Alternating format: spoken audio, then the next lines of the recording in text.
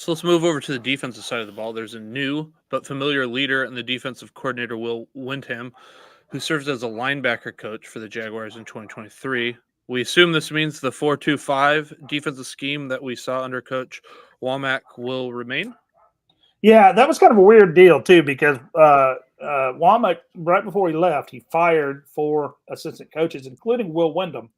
But then after he left, and then Corey Batoon, the defensive coordinator, left and went to Missouri, they hired Windham back to be defensive coordinator. So it was almost he's back from last year, but there was a break in there. I think he actually was in the process of selling his house. He had taken a job at Arkansas State and all that and worked there for a couple of days, but then came back. And, yeah, I think just, Windham, I'm sure long-term will have his own ideas about how to do things defensively, but just in the spirit of continuity, especially as late as the change happened, it was late January before he came in.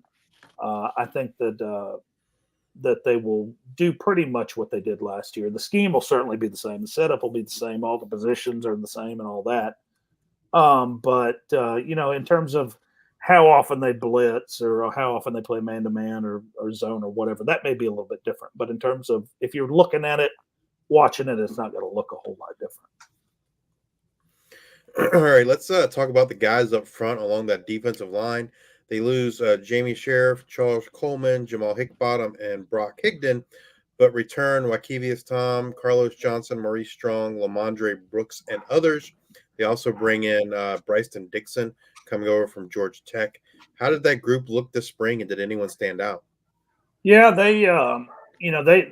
it's really been the strength of the team the last few years, just because you had so many veteran guys. You had 3 seniors last year. You'll have 3 seniors this year, and Wakevius Thomas has probably been their best defensive lineman for the last couple of years. I expect that to continue. Kind of locks things down at the nose position. Maurice Strong is a guy who is a 7th-year senior. He got a medical red shirt for a year he missed back in 2021, plus the COVID year. He'll probably be the defensive tackle. Things are really kind of wide open on the at the main defensive end, which is what Jamie Sheriff played, and he was a really, really solid player the last couple of years. I think Ed Smith is a guy coming off a knee injury that cost him all of last year. He's got a chance to play there. Jalen Durgan, a junior college transfer, has got a chance to play there. Lamondre Brooks as well. But again, it could be a situation where they go and get somebody out of the portal to fill that spot, because I don't really know that coming out of the spring, if they really had anybody there that just looked like he's definitely going to win the job. I got to mention Jordan Norman as well, who is a redshirt freshman, also has a chance to play that defensive end spot. Carlos Johnson, kind of a versatile guy that can fill in at nose or defensive tackle. But, in terms of a defensive end position, they don't really have anybody coming back that they really are, sold on just yet. The linebacking group loses its top 3 tacklers from 2023 in Quentin Wilfon, Trey Kisser, and James Miller. They do return Dalton Hughes, Blaine Myrick, and others. They also bring in a transfer from Liberty, Akil Washington. How did that linebacking group look in the spring? Well, again, I thought it looked okay, and then I'm drawing a blank on Khalil Jacobs who was probably going to be their best linebacker. He's in the portal. So they lost their top 4 guys, basically. Myrick is a redshirt sophomore. He's a guy that played safety in high school and has really kind of bulked up to become a linebacker in college. I think he's a good, solid inside linebacker. They play 2 inside linebackers and 1 outside linebacker. That they call it the wolf position. A lot of people call it a buck or a jack or whatever. It's kind of a pass rusher guy. That's what Washington is going to be. Played quite a bit at Liberty, and so I think he's going to be the starter there. The second inside linebacker position, though, with Khalil Jacobs gone, really don't know what it's going to be yet. Gavin Forshea, who's a former Kansas State transfer, and then Dalton Hughes, who's a redshirt junior.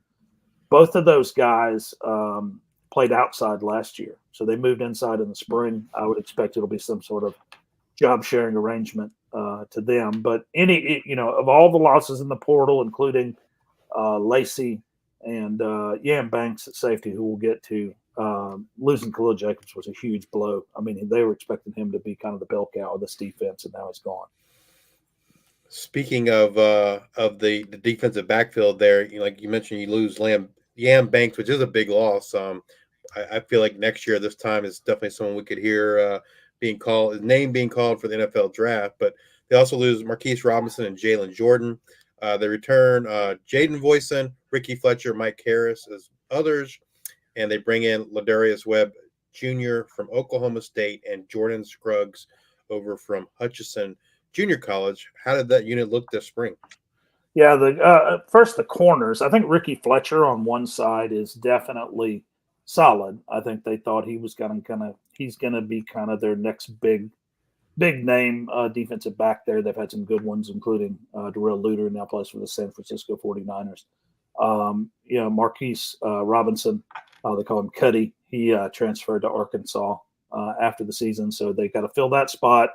Looks like Reggie Neely, who's a junior college transfer, or Jordan Scruggs, who you mentioned, who came in this year, will probably have a chance to be the guy there at that spot. And so at safety, Jaden Voisin, you mentioned, is back, and he's an all-conference guy. Devin's twin brother, really solid. You don't lose anything there with him. The other position, probably Mike Harris, who started some late in the year last year. Keith Gallman is another guy who went in the portal after the spring, although he was a 7th-year starter and had been a 7th-year player, He had been a 3-year starter early in his career, but had back-to-back years, one where he missed the entire season and one where he missed most of the season with torn pectoral muscles. He tore each one, actually. And oh, wow. I don't know. He just really wasn't quite the same player when he came back. But so I think Harris will be the guy there. But, yeah, you mentioned Lardarius Webb Jr., whose father played in the NFL for a long time. He's LaDamian Webb's cousin. Looked like a real playmaker in the spring. I think he's going to jump in and be that. They call it the Husky position, which is their nickel safety. You have to play some corner, play some safety. I think he'll take over for Yam Banks at that spot. And he's a guy that he's small. I mean, he's about 5'10", 175 pounds.